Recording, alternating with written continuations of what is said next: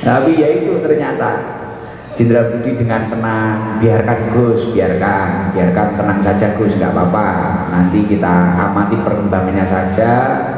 Nanti kalau memang dia tetap nggak stabil, kita rehab saja Gus. Jadi tiba-tiba, padahal saya itu nggak pernah ketika nongkrong tiba-tiba kok didatang habis makan. Itu waktu kita nongkrong berdua itu mengunjungi Jenderal Budi, tenang santai, enggak ngawaki, jadi malah nggih narkoba ning ngarepe kepala BNN. Nah, nek pedhot tenanan niku. Itu semisal di konten no viral apik. Beliau ini luar biasa prestasinya. Ya alhamdulillah, mungkin karena beliau juga rajin istiqomah ngaji, sowan-sowan kiai. Beberapa bulan yang lalu saya itu pernah baca beliau menangkap narkoba sebanyak 3,37 ton di Jawa Timur. Ini narkoba jenis cannabis bud, itu bunganya ganja. Nah itu bisa diolah jadi narkoba. Nah ini ditangkap beliau itu 3,37 ton. Itu semisal diuangkan, uangnya sekitar 4 triliun. 4 triliun. Wah ini diwene Gus Idam di Bang Pondok Godi. Ya cocok. Kuwi wong ngaji tak bayar. Wis kayak duit 100 mulai. Tapi yo haram gitu. Ya haram, masya Allah. Ya kita doakan bersama semoga Jenderal Budi dalam menjaga Allah mendapatkan lindungan dari Allah Subhanahu Wa Taala dan semoga terus diberi kesuksesan oleh Allah Subhanahu Wa Taala. Amin Allahumma amin. Dan luar biasa, alhamdulillah, masya Allah. Ini yang di kanan saya beliau Bapak Haji Muhammad Ruslan. Beliau dari Waringin Barat, Kalimantan Tengah, dan di samping beliau ini adalah istri tercinta beliau, Ibu Hajah Nur Hidayah SHMH, Bupati Kota Waringin Barat, Kalimantan Tengah. Nanti insya Allah bersama Ibu Bupati, bersama tim Hadroh Pusat Sabtu Toba. Makanya nanti daerah Kalimantan Tengah dicatat. Mas ini berangkat ke sana juga boleh. Tiketnya beli sendiri. Beliau bahasa Jawa pahamnya dikit-dikit karena beliau asli orang Kota Waringin Barat, tapi masya Allah untuk memperjuangkan kebahagiaan masyarakatnya bersama Hadroh ke sana, beliau sudah pesan semoga bisa hari jadi. Terus akhirnya kemarin untuk memperjuangkan kebahagiaan rakyatnya, ingin ngaji sama Gus Idam. Beliau sebagai bupati jauh-jauh dari Kalimantan Tengah rela datang ke Sabtu Toba, masya Allah, luar biasa. Dan beliau tidak sendirian, kepala dinas jajarannya ini juga diajak, masya Allah. Semoga Ibu Hajah Nur Hidayah dalam memimpin Kota Waringin Barat mendapatkan ridho dari Allah Subhanahu Wa Taala. Semoga Kota Waringin Barat menjadi kabupaten yang makmur, kabupaten yang aman, kabupaten yang sejahtera. Amin Allahumma amin. Ini banyak, saya diapit orang hebat-hebat ini, masya Allah, luar biasa. Dan di sebelah timur sana itu jajaran dari kampus Yunisma Malang. Kampus Yunisma Malang ini sering hadir berkai, bahkan beliau ini para kiai sering hadir di Sabtu Toba. Bahkan saya tadi sama Gus Dahar sempat kepikiran, saya tadi apa ST ini juga kerjasama di sini mendirikan kampus Yunisma saja ya. Jadi kayak Margono itu biar kuliah itu. Saya ketoknya raiso skripsi nih, arti biar kuliah di Yunisma saja ini. Yunisma itu jenengan semua harus tahu. Jadi kampus Yunisma itu adalah salah satu kampus yang didirikan, yang diridhoi oleh para masyaikh Nahdlatul Ulama. Bahkan salah satu kampus di bawah naungan Nahdlatul Ulama yang terbesar ini ya Yunisma Malang ini. Tepuk tangan buat Yunisma, luar biasa. Nanti ibu-ibu, bapak-bapak, para jamaah ini nanti biar paham tentang Yunisma, programnya apa saja. Nanti ada yai dari Yunisma yang menjelaskan tentang Yunisma. Ya siapa tahulah nanti mungkin kita lulusan SMP, SMA, siapa tahu anak kita itu menjadi kelak juga menjadi rektor. Masya Allah, amin Allahumma amin. Luar biasa ini Yunisma. Saya pernah ngaji di sana beberapa kali, pernah saya. Yunisma itu luar biasa. Dosennya salah satu kakak ipar saya, Ning Yuda, garwonya Gus Dahlan. Wah, kurang josis piye Yunisma. Sing mulang Mbak Gus Idam Jos lah kuwi nggih gratis. Apa-apa gratis. Jan urip modal gratisan. Nggih. Nah, ini dari Yunisma hadir beliau Dr. Andes Haji Ali Ashari MPD. Beliau wakil ketua Yayasan Yunisma. Beliau pakai kacamata ini. Beliau itu salah satu santri pada zaman kakek saya, santri Pondok Pesantren Mambang Hikam Mantenan pada zaman kakek saya, ayahnya ibu saya, Al-Maghfurlah Simbah Yai Zubaidi Abdul Ghafur. Ya ini beliau Yai Ali Ashari. Bahkan daunnya kakek saya dulu terhadap itu disuruh ngikut salah satu muassis pendiri kampus Yunisma. Nah, kamu ikut Yai Usman Mansur saja, Ali Ashari, kamu ikut Yai Usman Mansur saja. Dirinya Yunisma, salah satu tokoh Nahdlatul Ulama, pendiri Yunisma. Nah kakek saya dulu dawuh kayak gitu. Nah, Yai Ali Ashari kan waktu harlah atau apa kan pernah bercerita, saya itu murni santri pondok salaf, dan dalam kehidupan saya mengikuti kiai saya. Didhawuhi napa kula nderek mawon. Masya Allah, saat ini gelare pun Dr. Andes Haji Ali Ashari MPD. Wis mirip-mirip karo Gus Idam lah. Gus Idam Haji Muhammad Idam SD, SMP, SMA, ST-nya. Berarti Gus Idam ya kudu kuliah ning Yunisma gitu ya. Jos jis. Ora gratisan aku bayar. Bayarlah. Nah ini luar biasa kan tentang Yunisma. Beliau Dr. Haji Muhammad Yunus, Wakil Rektor 3. Masya Allah, matur suwun Yai. Ada Dr. Andes Haji Abdul Jalil MPD, beliau Dekan Fakultas. Ada Dr. Zobi Mazabi SPD MPD, Kabak Keagamaan. Masya Allah, ini orang pinter-pinter semua ini. Masya Allah, semoga berkah kerawan beliau kita tambah istiqomah, dan semoga keturunan kita menjadi orang yang berpendidikan, menjadi orang yang ahli ilmi wa ahli khair.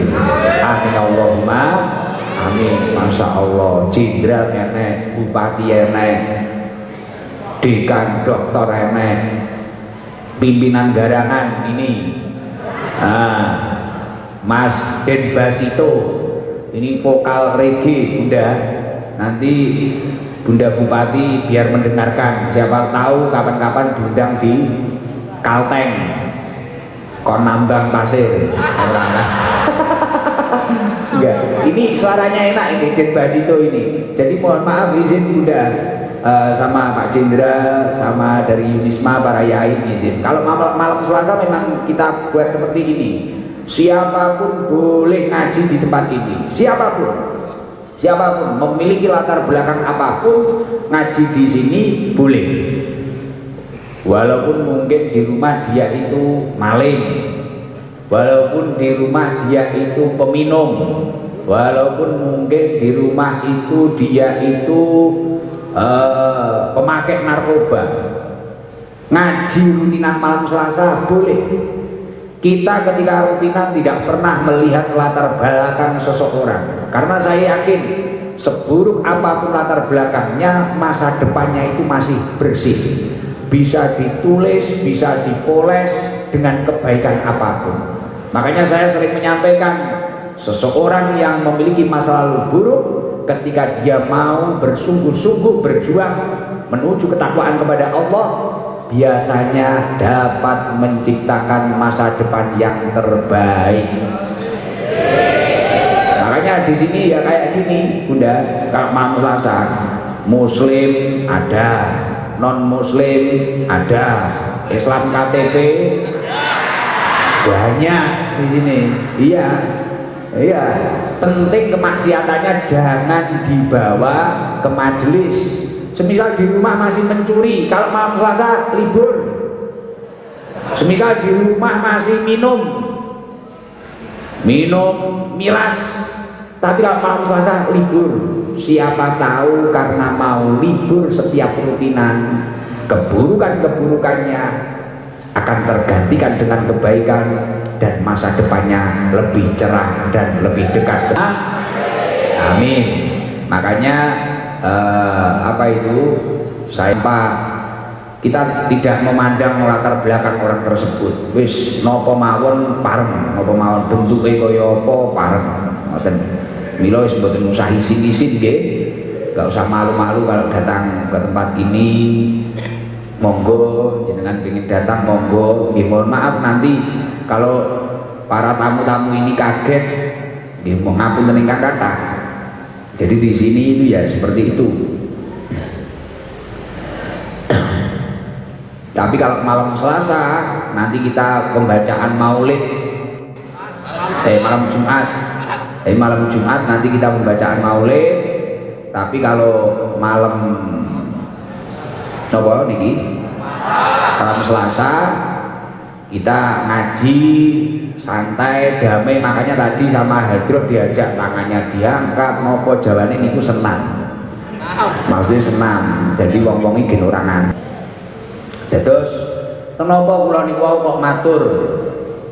Saya tadi kenapa kok bilang di sini siapapun boleh asalkan keburukannya tidak dibawa ke sini.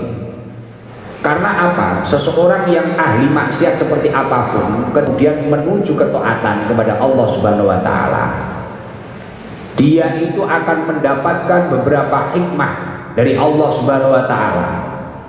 Dan itu bukan karangan saya. Seselap man kharaja min dulil maksiyah ila izzit ta'ah a'tahullahu ta'ala.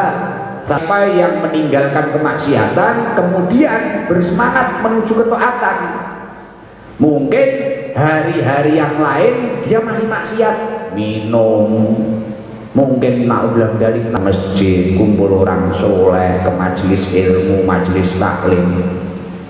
Man kharaja min dulil maksiyah ila izzit ta'ah.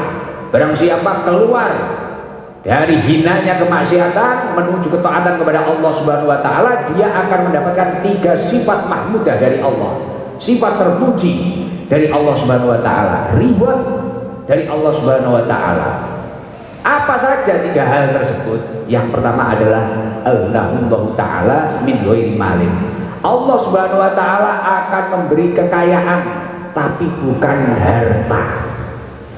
Tenangnya jiwa, tenang. Makanya kadang orang di rumah pemabuk bahkan tidak bahagia kalau nggak karaoke, duduk di Sorsengon, duduk di jalan raya, dengarkan pengajian, modal beli keripik, jagung godok, modal bersenyum-senyum sendiri, tenang-tenang sendiri bisa. Tapi kok bahagia, kok ayem. Ya ini kata Rasulullah, Allah Ta'ala min ghairi malin. Dia akan diberi kekayaan tapi bukan harta, min ghairi malin, yakni ketentraman hati. Sifat terpuji yang nomor 2 apa? Bonus dari Allah yang nomor 2 apa? Wa ayyadahu min ghairi jundin. Orang tersebut akan dikuatkan oleh Allah tanpa bala tentara. Artinya apa? Mungkin ketika dia itu untuk menghadapi sesuatu kesulitan dalam hidupnya, dia harus maksiat untuk melupakan kesulitan-kesulitan hidupnya atau nyelimur nih bahasa wong Jawa. Niku dadak kudu maksiat. Tapi moro-moro kuat. Aku malah kuat ya ngadepi urip. Biasane ra duwe duit pengen bunuh diri. Biasanya pisah karo cewek pengen bunuh diri. Moro-moro atiku kok kuat. Lah niki barokahe wong nek gelem ninggalne kemaksiatan mari kuwi mlayu taat ning Gusti Allah. Wa ayyadahu min ghairi jundin. Dia akan dikuatkan oleh Allah tanpa bantuan bala tentara. Artinya apa? Hidupnya didampingi oleh Allah.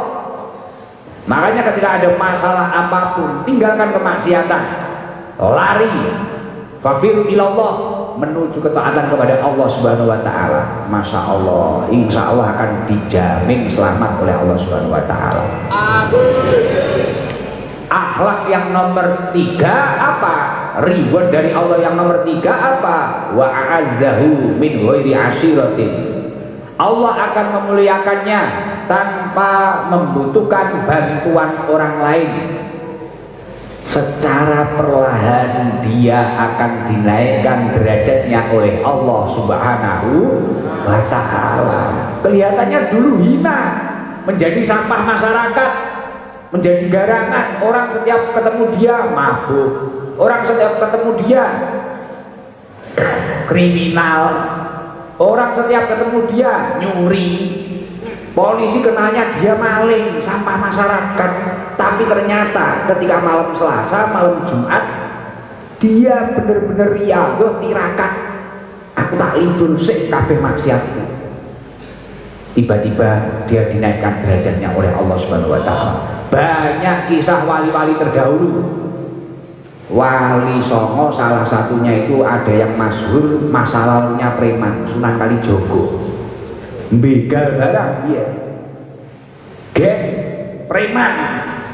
Biasa ada di dalam kisah itu kalau enggak Sunan Bonang. Tapi karena beliau meninggalkan semua kemaksiatannya, keburukan-keburukannya, kemudian mendekatkan diri kepada Allah, topo takorup kepada Allah, diangkat derajatnya jadi wali. Fudail bin Iyad preman dulu, tapi karena istiqomah taat kepada Allah jadi wali, dinaikkan derajatnya oleh Allah.